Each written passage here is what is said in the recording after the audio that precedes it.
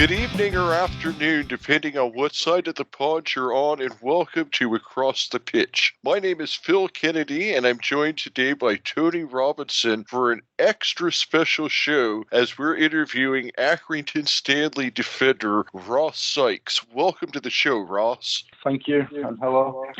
Ross, you are kind of a local of sorts. You were born in Burnley, which is, of course, just up the road from Accrington, and you've been with Accrington since you were 17. This is now your fourth year with the club, and you've really become a full-time starter this year. But start off by telling us a little bit about how you first came to Accrington back in 2017.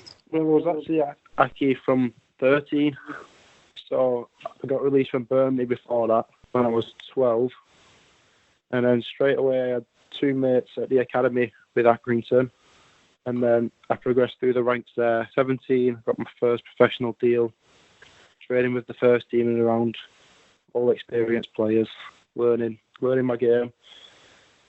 18, I went on loan to Southport, 2 leagues below League 2, which was in at the time. Got some good experience there, playing my first taste of men's football. Then come back after a month there, got the player of the month. Trained with the first team again, went back on loan to the same team, Southport, at the end of that season. Didn't play, which was a big learning curve. Obviously sitting on the bench there. And then first team Accrington won the League 2 that season, got promoted. I went away that summer, worked hard, pushed myself, come back in pre-season. I got my chance that season, made 20 appearances, I think it was, and then I've not looked back since, starting this season.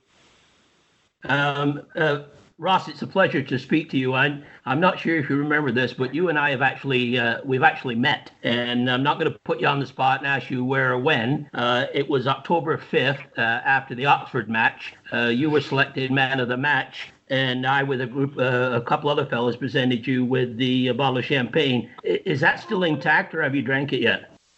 No, it's still intact. Yeah, I don't drink, so it's still there. It's still in the cabinet. One of the questions I was going to ask you as well is you mentioned about coming to Stanley for a trial. And I read somewhere, and you correct me if I'm wrong, but I'd like you touch on that your mother is the one that sort of pushed you to go to Accrington for a trial. Is that correct? Yeah, because when I was 12, I got released from Burnley because I was too small, and I found it hard at that time. And then obviously my mum, my dad, they pushed me on, and I knew a couple of people there, so my mum managed to get me a trial. She took me to training every night when I had to go. So yeah, she played a big part in it. That's fantastic that you have that support system there with your family. And I believe that your mom actually maybe listens to the show because she commented on our Twitter a couple of times. And we really thank her for that. And I just wanted to say what a great player you have been for Stanley this season. Like you said, it was about 20 starts that you had last year, and now you've come on and you've started 31 games so far for Stanley this year. You've won some man of the match, like Tony mentioned. What has it been like to be able to kind of know that you come into the park and you're going to be on the match day sheet week in and week out? I'm sure that has to be a good feeling. Yeah, it's always good when you're playing, especially when you get a good run of games. But it's even harder with the team that we're in because we've got good players waiting to come in. So if I don't perform, then I know that there's going to be good players pushing me for my starting spot, which always helps. So I've always got to be on my toes and working hard. And I think you're fortunate in the sense you've got a veteran next to you in Mark Hughes. So how has that been in the way of assisting your career, and how has that helped you grow? Mark's been unbelievable with me. I've been learning from him for the past 4 years, I think it is now. Obviously since I got my first professional deal. And every day in training, you can just see he's got so much class about him. On the ball, off the ball, in the changing rooms. He's such a big character. And especially for my career, he's been massive, just helping me out all of the time. Every day in training, off the field. It's been massive. Well, and you've got consistency there because you've got Callum Johnson on the back as well. So, and I mean, when the whole back four is healthy and playing together with Opaku, that's a pretty intimidating and one of the best, I would say, back four in the league. How would you think about that? Yeah, well, me, Cal, and Mark obviously played together last season. Yeah. And then Jerome's come in this season, and I think we've formed a good back four. And we've got a solid basis there, so we can go on and push further up, start from the front, and then obviously if we need to defend, then we're there for the team. I think we've got that now. Obviously, the past couple of weeks we've had a few changes because of injuries, but I think we were just about getting there when we got injured. Overcoming injuries is certainly a big part of things, and of course, Moore has had an injury and is probably going to be out long term. So, one of the things that I was going to want to ask you about is now with Mark going out, you're kind of going to be the veteran leader back there, if you will, at the center back position. What's it going to be like for you to kind of be the main guy back there for the rest of the year when things get back going? Obviously, I'll just take it in my stride and take it game by game as it is. I won't be shouting too much. I'll just get on with my normal game. If I have to pull people in, I'll pull them in. If I have to talk to them, I'll talk to them. But there's also Callum's played a lot of games, so he's there. He's there alongside me. He's always talking. He's got good communication, and he's always helping me out. Obviously, Harvey's come in, done well. He's quite experienced, he's Harvey. And then obviously Jerome's come in and done well this season, so still got good experience and good players coming in. I think they stuck to the task well. Yeah, like Tony said, you guys have one of the best back fours across the whole back. And Callum and Jerome have actually both been on the show before, and they are just fantastic guys and fantastic talents. And just looking a little bit more statistically at some of the things that have really impressed me with you as a young player is how disciplined that you've been. For instance, I look and I see that you've got 20 tackles won this season, and you've only accumulated 3 yellow cards. So that's a pretty good percentage and a pretty good job avoiding yellow cards. And I know Callum told me that avoiding yellow cards is something that he specifically is. That kind of your guys' mantra back there, is to not shoot yourself in the foot with those cards? Obviously, you try not to get yellow carded, but if you have to take one for the team, I think you have to take one. And I've not had many this season, but I think I've got away with a few. I remember last season, I think I got 4 in 5 games, and I nearly got a ban. So I had to be careful for a few games until the deadline went away. But yeah, this season, 3, I was surprised at that. I thought I had more than that. Well, that means you're getting respect from the referees now, is that, if they're not so quick to pull out that card. And the other thing that's really impressive to me is the number of interceptions that you have this season. You've got 58 interceptions, which is one of the top numbers in the league. You even had 10 in one match against Burton Albion. The other thing that I've noticed is that you just seem to be a guy that's almost like a second goalkeeper back there sometimes. I swear that you save at least 1 goal every game. And I was going to kind of ask you, I know that there must be a few of those that where you've been the last guy back to keep the ball coming out of the goal this year. What are some of the favorite ones of those that you've had this year? There was the one against Bolton where I think he went 1-on-1. There's been a few long-range shots where I think I've just got my body in the way and blocked the shot, but it's got a bit of one against Ipswich where I blocked it off the line. I think it might have gone in, but it didn't get given, so I'll take that one. That'll be my best one. Oh, that was the Sunday match that they had on television, because I know that got replayed, and you got some good comments from the announcers for your your hustle and not letting the play go on. Just you did what you could to get the ball away. So yeah. Luckily I got away with that one. Luckily it didn't get given. Obviously, we won't talk about what happened later on in that match, but yeah. No, Phil didn't mention the color of that card, but no, we won't talk about that one. When you are in a match like that, Ross, and it's against a team coming at the time we're undefeated. You're on a Sunday at a different time. You're on Sky. How did that play on your mind, or did it come into play, or are you just trying to block everything out and go and do your job? You just block everything out, really, and I think it gives you that extra boost on the pitch, knowing you're on TV, knowing you've got to perform in front of people watching. And I think we always perform in the big games, and that day we did. We put in a very good performance, and obviously got their unbeaten run. We beat them. Well, would you say that match, or there's a couple other matches that are a possibility? Which one would you say was the best overall team performance for Stanley this year? I'm thinking of that one, the Wickham where you came from behind, and also the Bolton match. Is there another one that you think you played better than as a team? I'd say Portsmouth. Portsmouth. Right. When we went 1-0 down. And they're a good team. They've proved that since we've beat them, they've only lost once or twice, and they're third in the league now. We beat them 4-1. Yeah, to me, that was the signature game of the season for you guys, was that Portsmouth match.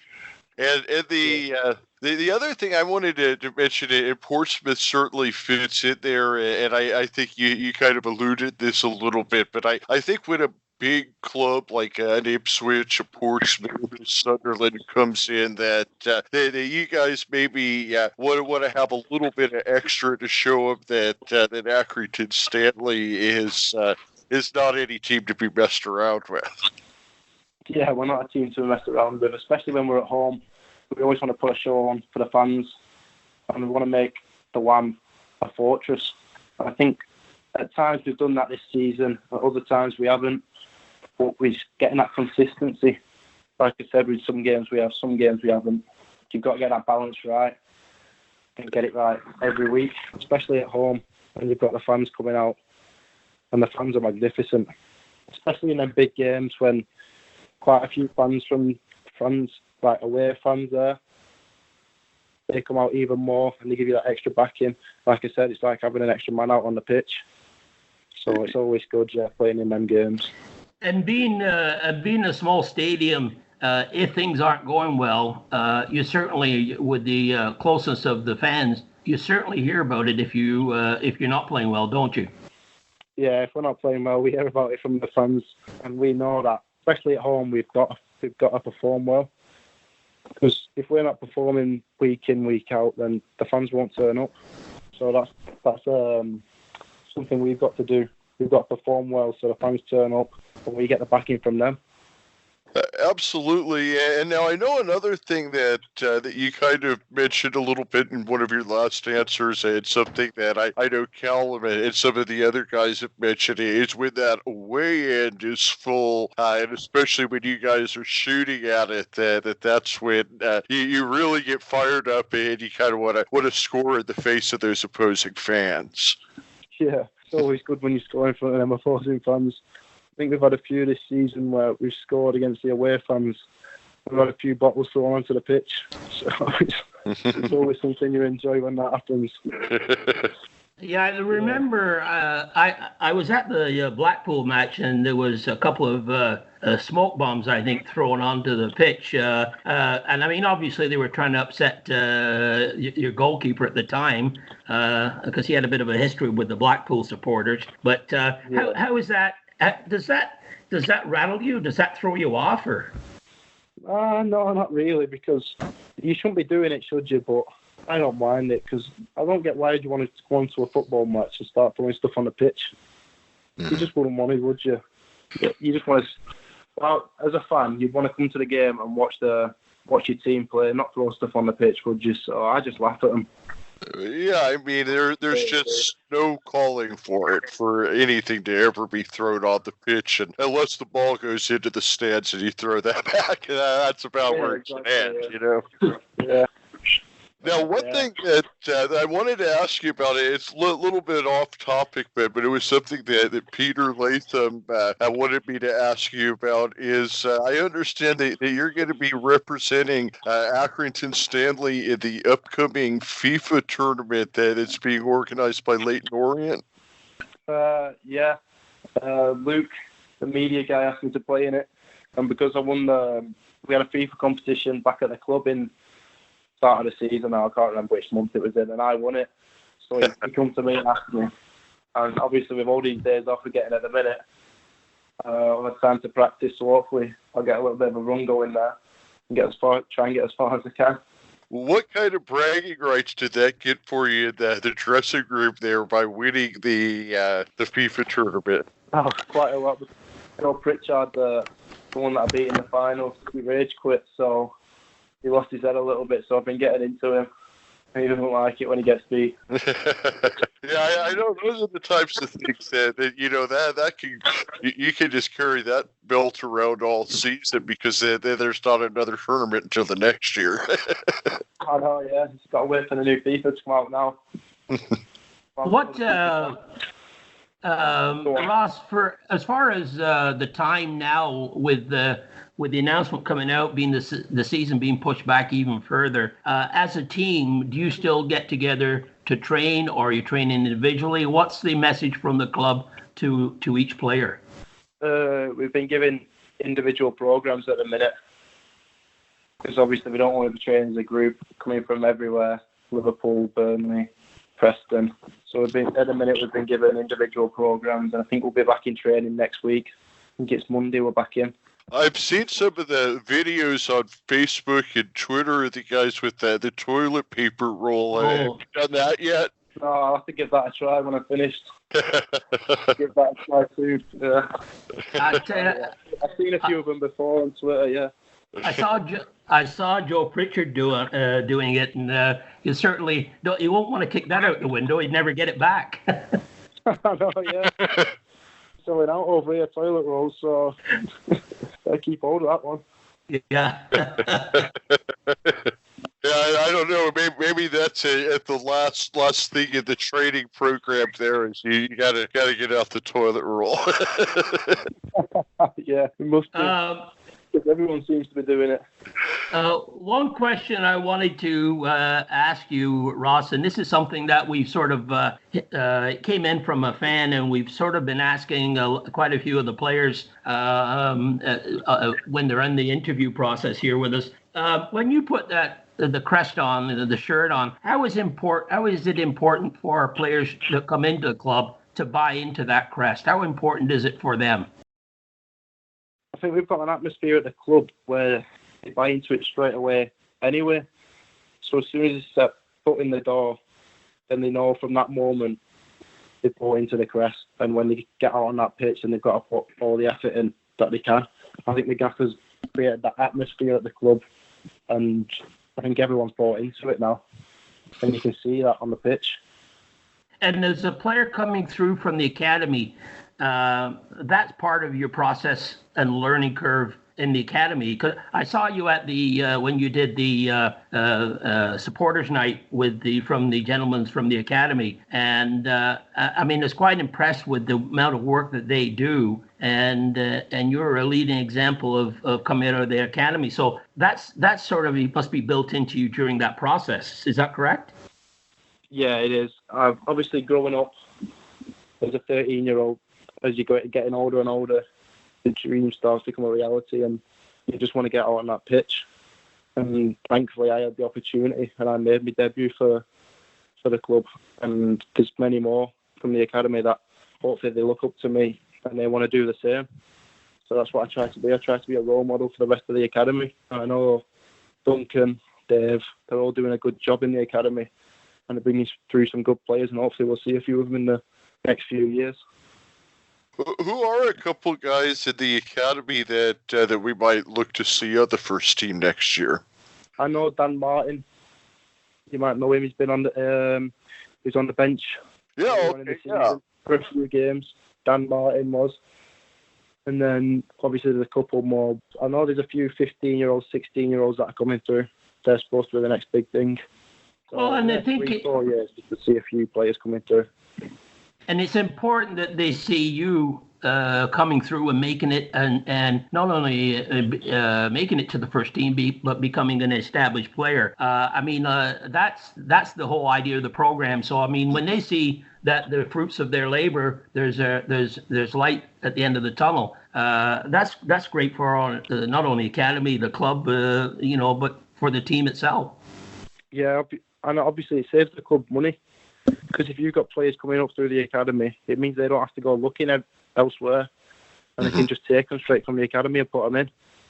And I think we'll see that, obviously, in the next few years, as I've said. Like you said, that all those players coming up from the academy will have already been trained in that John Coleman way. And that's the thing that we just hear without a doubt from every player that comes on the show, and not even just current players, but guys that played in 1999, guys that played in 2010. The one message is that John Coleman just has a way of getting the most out of his players, and knows what players that he wants to have on the team, and everybody buys in the locker room. Yeah, he always manages to buy players, and obviously they always buy into what he wants you to do. I see those promotions for no reason. Yeah, them promotions are unbelievable achievements, weren't they? Especially getting to League One, one of the biggest ones. Even bigger is staying in the league. I think we've done that the past couple of seasons. Obviously, I can't comment on the season in League Two because I didn't play, but I was in and around the dressing room, and the atmosphere from then to now hasn't changed much. So exactly the same. And I think he's instilled that in the players. Do you think because of the success that John Coleman and Jimmy and his team that they've had, and we see it, and you see it day in and day out, but is it just something that it seems to be that John Coleman is Accrington Stanley, the way he's built the club from the player point of view? Do you think he doesn't get the recognition that he should get because of the success? I mean, the success he's had. You would think he would get more recognition. Yeah, you would think so, because obviously he's got, I don't know how many promotions it is, and then obviously he's kept us in the league. I think with Accrington, I think he knows the club and the club knows him. They like just gel perfectly, if you get me. Yeah, I mean, it's a total of 4 promotions that he's overseen since 99-2000. And when he took over in 99-2000, the team had actually been relegated the season before that. So he took them from basically a league below the conference all the way up to League One, and now has you guys in position to likely be there for a third year in a row next year. And the most amazing thing to me is that the budget that he's able to do it on. Andy Holt has got on record on Twitter as saying that the club's budget is roughly around £2 million per season. There's teams in the conference that are spending that, and he's managing to keep a team in League One on that type of budget. It's just astounding. And like I said, he always seems to get the right players in that buy into the way he wants us to play, plays with the right attitude, we've got a point to prove, and then gets us the way we want to play, we get on the pitch and we perform. I think point to prove is you kind of hit the nail on the head. That's something else that we hear time and over again. And like you said, you started off with Burnley, and it got released when you were 12, and they said you were too small, and now you're 6'5", and you've got a point to prove. And here you are in League One. Yeah. Yeah, I know. Yeah, obviously coming up through the academy, I can't thank the academy coaches enough for what they've done for me.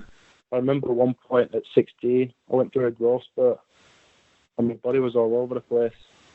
I weren't playing the best, but they knew at that time I was growing. So they kept buying me. And then obviously it's paid off for them. So you would probably call yourself a late bloomer, sort of, with that growth spurt at 16, and I think that's what we hear from a lot of Accrington players over and over again. Also, is that maybe they weren't guys that were the first star prospect. Maybe they were told they were too small or too slow or something like that, and then around the time they reached 18 or 20, their bodies kind of came into their own, and suddenly they were playing at a level that exceeded whatever league Accrington was in at that time, and that's kind of where you're at right now. Yeah, obviously he always gets players in. Playing to improve. Look at Dion, Colby. Yeah, they're both playing this season, aren't they? Colby, Dion. Yeah. Brought them into the non-league, and like I said, they both got a point to prove. They've got the right attitude, and the gaffer's scouting process has worked a treat for us this season with them too. They're shining, aren't they? Yeah, for sure. I mean, and it's a big step for those players coming from non-league. I mean, they've skipped some of the processes in between, and I think that's a credit to the coaching staff to have them adapt to League One play and still be more than effective. Yeah, the gaffer and Jimmy are always talking through the strikers, especially because they used to be strikers themselves. And I think they've taught Colby and Dion quite a lot this season. And you can see out on the pitch when they're playing, from when they first come to now, they're always learning and they're getting better and better each day. Now, one thing you talked about was John Coleman's scouting process, and one thing that has kind of been famously brought to us is, I guess, John Coleman, when he's scouting his players, will meet him in a Starbucks or a McDonald's or something like that. Now, you're an academy player, so I don't know, did you ever get the famous John Coleman Starbucks meeting? No, I never got one of them. Well, yeah, you tell all the guys down in the academy, but before they come up to first team, that John Coleman owes them a Starbucks. Yeah, to make sure to get a free Starbucks. Yeah. When we were talking to Joe Pritchard, he mentioned he met at a Starbucks, and we asked Sean McConville where he met, and he said, well, things have changed. He said, because he was met at a McDonald's, so I think he was a bit put out that he didn't get the extra Starbucks coffee, but anyway, the budget must have increased a little bit anyway. So yeah, he must have a different budget now. Starbucks. Now, Tony, you have those really, really serious questions that we ask everybody. I think now might be a good time for those. Yeah, what we've been doing, Ross, is sort of asking some sort of rapid round questions, rapid fire, whatever you want to call it. We don't have the money in our budget for any introductory music, so we'll just jump right in with the quick round rapid fire questions. And being a local lad, you should be able to do well on these. Mushy or garden peas? Mushy. Red or brown sauce on your bacon butty? Brown. Full English, with or without black pudding? Gotta be with. Good man. Coronation Street or EastEnders? Coronation Street.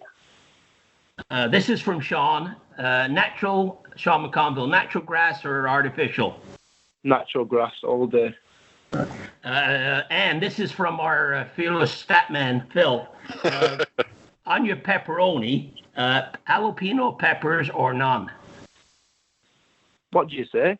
on a pepperoni pizza. So we're actually here in Phoenix, Arizona, is where I'm at. Tony is in Toronto, but here in Phoenix, Arizona, we put jalapeno peppers on our pepperoni pizza. So we ask all this Lancashire stuff. So I decided to throw an Arizona one in there. So have you ever had a pizza with jalapeno peppers on it before? No, I don't like spicy food. So no. Oh, you wouldn't last long here, man. Everything is spicy here. Definitely wouldn't last long then. Oh man. I'm going to put that down as a no. Yeah, no. Now, we usually kind of save that for the end, but I thought it was a good time to get that in. Before we wrap up, one thing that we always like to kind of talk about with everybody, it's just the Accrington Stanley family and how it goes from Andy Holt all the way down to the ball boy, and, of course, the fantastic people that are part of the supporters club, Peter Latham, the chairman who arranged these interviews for us. And happy birthday, Peter. Today is actually Peter Latham's birthday. March 19th is when we're recording. So happy birthday, Peter. We all want to wish you out a happy birthday on your special day. And not to be forgotten, Ross has a birthday coming up next week on the 26th, and if I'm correct, you'll be a big 21, correct? Yeah. Well, happy birthday for next week. Happy birthday. Yeah. Maybe you can open that champagne then, finally. Yeah. Might crack it open, yeah.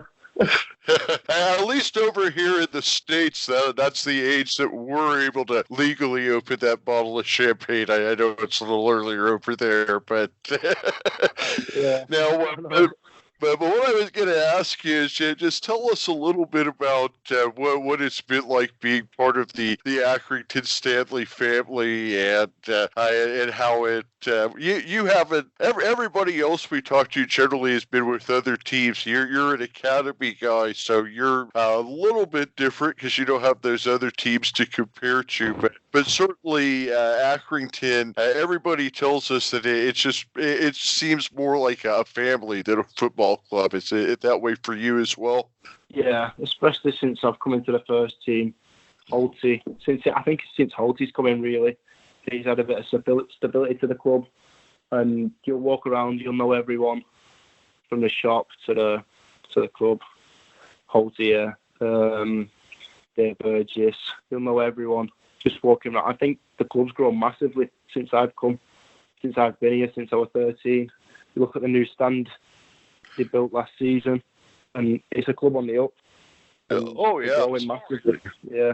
I gotta just add on to what you were saying, Ross, about the first name basis, because when I do come over to see some matches, and I try to go into the hospitality suite and enjoy the atmosphere, I can tell the first time I'm there that every one of those people that you mentioned will come over and say hello, know my name. And I mean, that's special because the owner right down to, whoever's, working on the programs, they'll come and say hello. That's just something you just don't get at a Premier League club or whatever. And it makes me want to come back. But I'm not the only one, but it's just an experience to show what sort of family atmosphere values they have at the club.